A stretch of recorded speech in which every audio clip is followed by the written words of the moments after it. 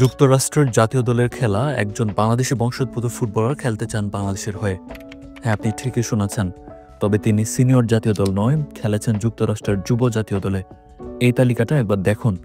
এটি আরও কয়েক বছর আগের যুক্তরাষ্ট্র অনূর্ধ্ব 15 জাতীয় দলের তালিকা, যেখানে যুক্তরাষ্ট্রের জেনারেশনাল ট্যালেন্ট জমির জনসন, জুলিয়ান হলদের মতো স্ট্রাইকারদের সাথে একসাথে খেলেছেন তিনি।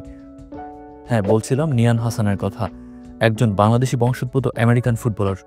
কাবান সুলিভানদের সাথে যিনি একসাথে খেলেছেন যুক্তরাষ্ট্রের অনূর্ধ্ব 15 দলে।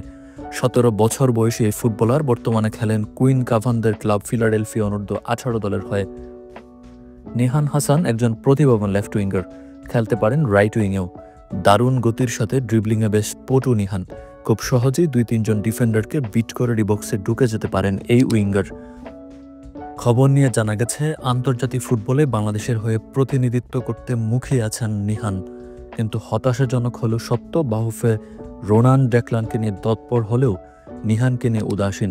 এখন পর্যন্ত তাকে বাংলাদেশের হয়ে খেলতে কার্যকরী পদক্ষেপ নিতে দেখা যায়নি বাহুফেকে। এমন একজন প্রতিশ্রুতিশীল ফুটবলার সুযোগের অভাবে আর অবহেলায় হারিয়ে যাবে না তো?